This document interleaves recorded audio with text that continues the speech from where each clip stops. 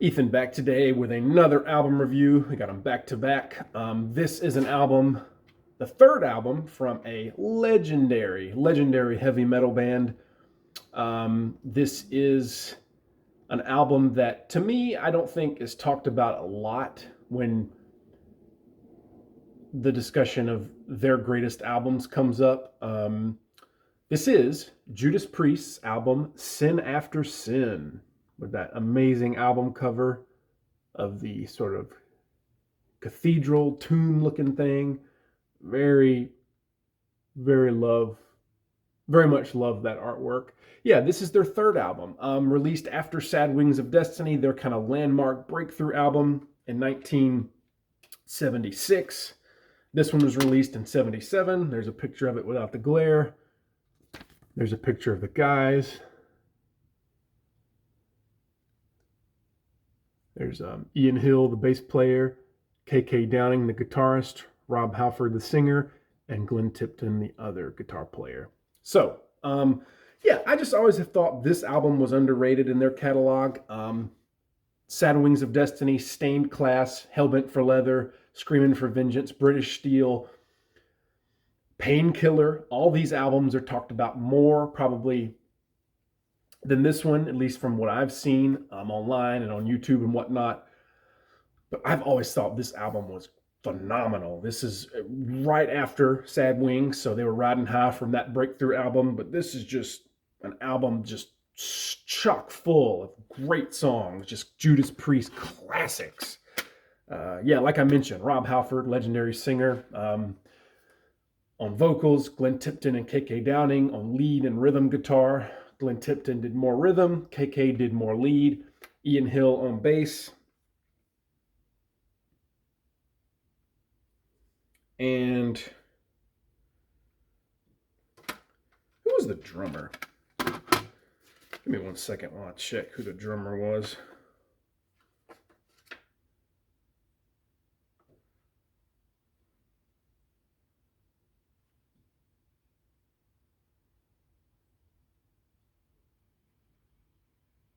I don't know, that's weird. Yeah, the drummer's not listed.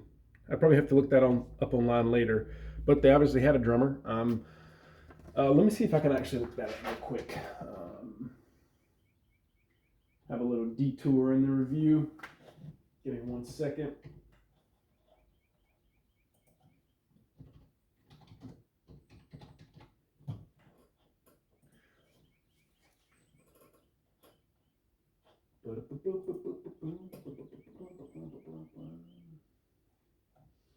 Who was the drummer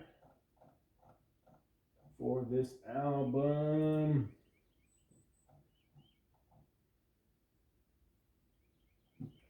Simon Phillips, it says. So they had on their next album, they had Les Binks on drums, probably their more famous. And then later Dave Holland for the 80s, who was formerly of Trapeze. But yeah, Simon Phillips plays drums. Not one of their more well-known drummers, but he is a great drummer, and I think this is just an underrated album in their catalog. Sorry about that little break while I just wanted to see who the drummer was. It really kind of bugged me. I wanted to complete the whole, lineup. It kicks off with a absolutely stone cold classic of a track called Sinner, which is just a rousing hard rock / proto metal song with a phenomenal chorus, anthemic chorus with great vocals from Rob Halford. Just a great song, longer song, just hard charging, great song for like driving down the road. Don't drive too fast though, because this song will make you drive faster. The next song, Diamonds and Rust. Great song. I believe that is a cover, but a phenomenal cover, done very well. And a great vocal from Rob Halford, who at this time in 1977 was one of the greatest singers in hard rock and heavy metal, and he still is to this day. But late 70s, I think early 80s was really his peak, and really on this album, and definitely the one prior, he was really coming into his own. But yeah, Diamonds and Rust, great song. Starbreaker, the next song, phenomenal song, which just like Sinner has a very memorable anthemic chorus. Great song, Starbreaker. That is a Judas Priest classic. I saw them live in 2018 in Alpharetta, Georgia at Ameris Bank Amphitheater. I believe it was Ameris Bank Amphitheater. September of 2018, and I remember vaguely them playing that song, Starbreaker. Just a phenomenal song. Love it on this album. Love it, love it, love it. Last Rose of Summer. That is a very melancholy, more of a crooning vocal delivery from Rob Halford. Still a good song, but certainly not one of my favorites. I'm not a real kind of croony, ballady guy, with some exceptions. Some bands can do it, and I like it, but Judas Priest, I don't really want to hear them do that kind of song. It's good for what it is. You know, it's an okay song, but it's not what I think of when I think Judas Priest, really. So yeah, I'll just leave it at that. The next song, track 5, Let Us Pray / Call for the Priest. That is a great song. It's like 2 parts. The first part's mellow with great vocals from Rob Halford, and the second part is more hard charging and heavy metal like Anthem. The next song is a song called Raw Deal. Love it. Kind of a grinding, groovy, funky song. Great guitar playing, great riffing. It's a heavy song. Some nasty rhythm guitar in that from Glenn and KK. Love it. Track number 7 is another ballad called Here Come the Tears, that's how you do a ballad. That's a phenomenal, soulful, emotional, powerful song and vocal delivery from Rob Halford. I love Here Come the Tears. Underrated song in I almost said Deep Purple. I like Deep Purple too. Underrated song, unsung, underrated song in the Judas Priest catalog, discography, whatever. Here Come the Tears. Check it out. Great song. The last song, a song that the band Slayer covered and did phenomenal. But the last song is a classic heavy metal song, pure heavy metal. This is 1977, y'all. Early 1977. Heavy metal was not really a thing. The only band that was considered heavy metal was Sabbath, and by 77, they were pretty much on the way out. Dissident Aggressor is a heavy metal classic 70s song. Phenomenal guitar work, heavy screaming vocals from Rob Halford.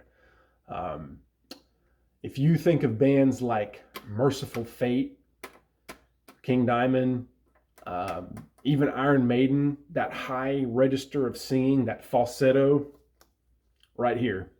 Rob Halford did it first. Dissident Aggressor, he is screaming.